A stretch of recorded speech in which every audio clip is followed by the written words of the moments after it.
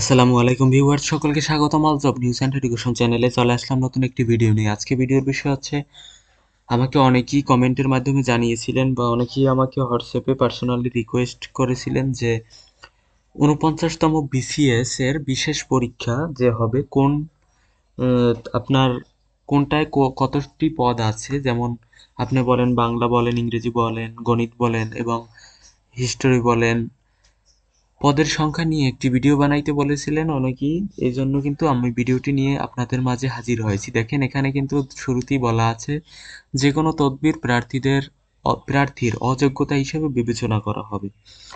বিজ্ঞপ্তি: ৪৯তম বিসিএস বিশেষ পরীক্ষা ২০২৫ বাংলাদেশ সিভিল সার্ভিস সাধারণ শিক্ষা ক্যাডারের নিম্নোক্ত শূন্য পদসমূহের প্রতিযোগিতামূলক ৪৯তম বিসিএস এর বিশেষ পরীক্ষা ২০২৫ এর মাধ্যমে পূরণের জন্য যোগ্য প্রার্থীর নিকট হতে অনলাইনে আবেদনপত্রের আহ্বান করা যাচ্ছে।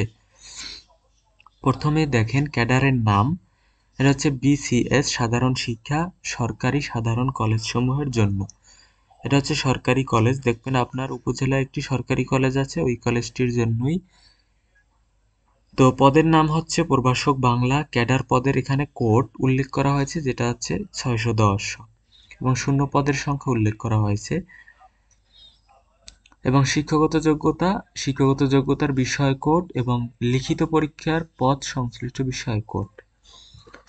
এক্ষেত্রে দেখেন, প্রথমে হচ্ছে প্রভাষক বাংলা, যেখানে শূন্য পদ আছে ৬১টি। শিক্ষাগত যোগ্যতার কথা বলা হয়েছে, কোনো স্বীকৃত বিশ্ববিদ্যালয় হতে সংশ্লিষ্ট বিষয়ে প্রথম শ্রেণী বা সমমানের জিপিএতে স্নাতকোত্তর ডিগ্রি অথবা দ্বিতীয় শ্রেণী বা সমমানের জিপিএতে অনার্স সহ দ্বিতীয় শ্রেণী বা সমমানের জিপিএতে স্নাতকোত্তর ডিগ্রি অথবা সংশ্লিষ্ট বিষয়ে ৪ বছর মেয়াদী ন্যূনতম দ্বিতীয় শ্রেণী বা সমমানের জিপিএতে স্নাতক বা সমমান ডিগ্রি। আর আপনারা কিন্তু এটা জেনে থাকবেন যে বিসিএস এর ক্ষেত্রে কিন্তু আপনার অনার্স পাস হলেই কিন্তু আপনি আবেদন করতে পারবেন। এক্ষেত্রে যদি আপনি ফার্স্ট ক্লাস নাও পান, সেকেন্ড ক্লাস পান, তাহলেও কিন্তু আপনি আবেদন করতে পারবেন। বিসিএস এর ন্যূনতম যোগ্যতা হচ্ছে অনার্স পাস। তো প্রভাষক, দেখেন এখানে প্রভাষক ইংরেজি পদের সংখ্যা আছে কিন্তু শূন্য পদ ৫০টি, প্রভাষক রাষ্ট্রবিজ্ঞান ৫৫টি।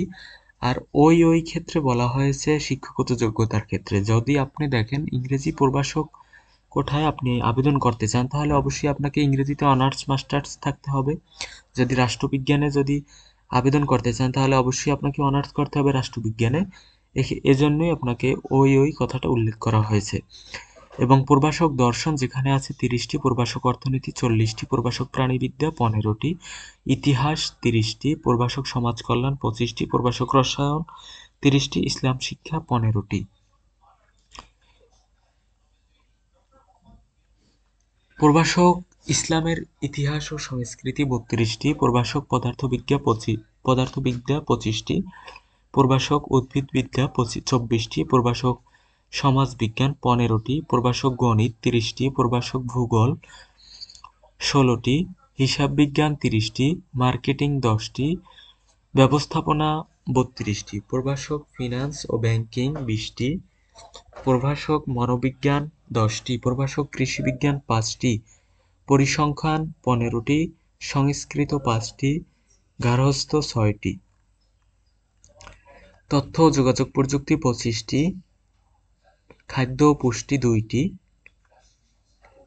দেখেন খ, বিসিএস সাধারণ শিক্ষা সরকারি শিক্ষক প্রশিক্ষণ কলেজ সমূহ, এটা কিন্তু সরকারি শিক্ষক প্রশিক্ষণ কলেজ সমূহের জন্য।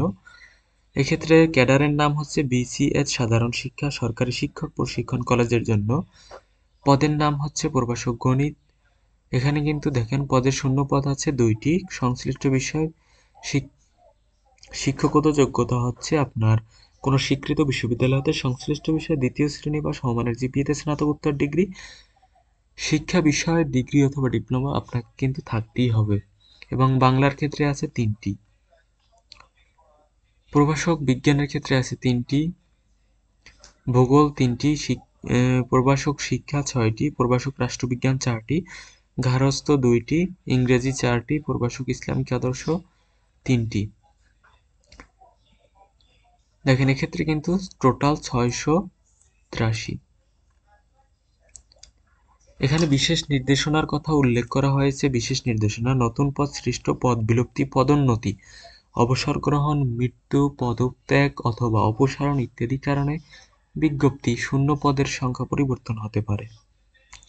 আপনারা অবশ্যই আবেদন করার সময় দেখে নেবেন, তারপর আবেদন করবেন। আর আবেদনের শেষ সময় হচ্ছে কিন্তু 22 আগস্ট 2025 তারিখ পর্যন্ত আবেদন করা যাবে।